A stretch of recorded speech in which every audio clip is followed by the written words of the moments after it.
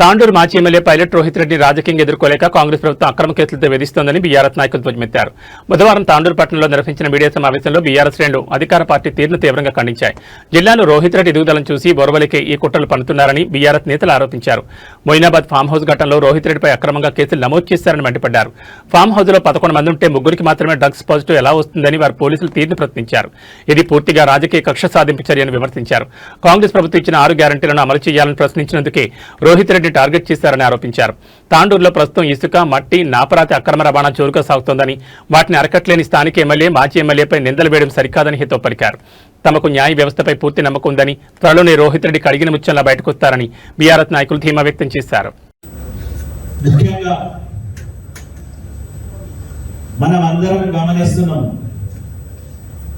గత కొన్ని సంవత్సరాలుగా బీఆర్ఎస్ పార్టీ నాయకులను ఈ డ్రగ్స్ కేసులో ఇరికించాలని చెప్పి అనేక సార్లు ఈ ప్రభుత్వం ప్రయత్నించింది.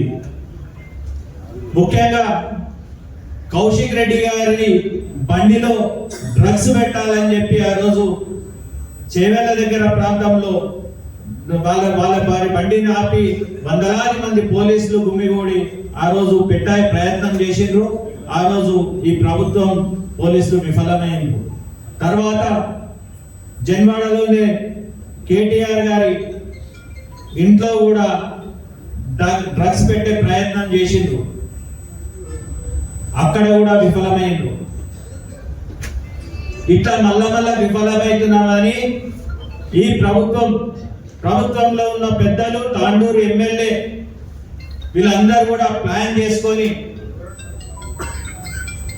ఈ కుట్ర ద్వారా రోహిత్ రెడ్డి గారిపై ఈ కేసు పెట్టిన సంగతి ప్రజలందరూ కూడా గమనించాల్సిన అవసరం ఉన్నది. నేను ఊరికే చెప్పట్లేదు. ఇంతకుముందు మా లీగల్ సెల్ న్యాయవాది గారు మొత్తం వివరంగా చెప్పిండ్రు. ఎఫ్ఐఆర్ ఒక రోజు ముందయింది, తర్వాత కేసు అయింది.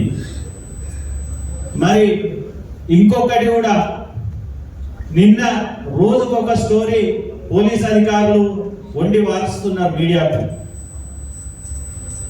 మీకు ఒక్క ఉదాహరణ చెప్తా. ఏదైతే ఎస్ఐ గారు రైడ్ లో పోయినరో ఆయన ఇచ్చిన కంప్లైంట్ మీదనే ఎఫ్ఐఆర్ చేసిండు.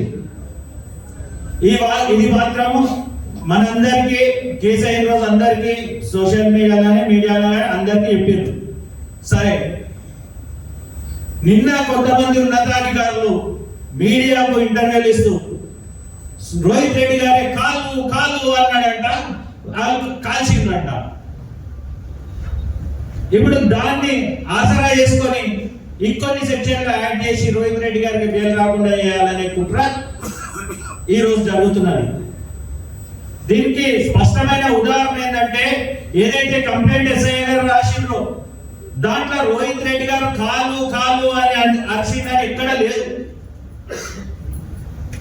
దాని తర్వాత ఈరోజు ఇది నిన్నటి నుంచి స్టార్ట్ చేసింది. ఇట్లా రోజుకో వంటకం ఉండి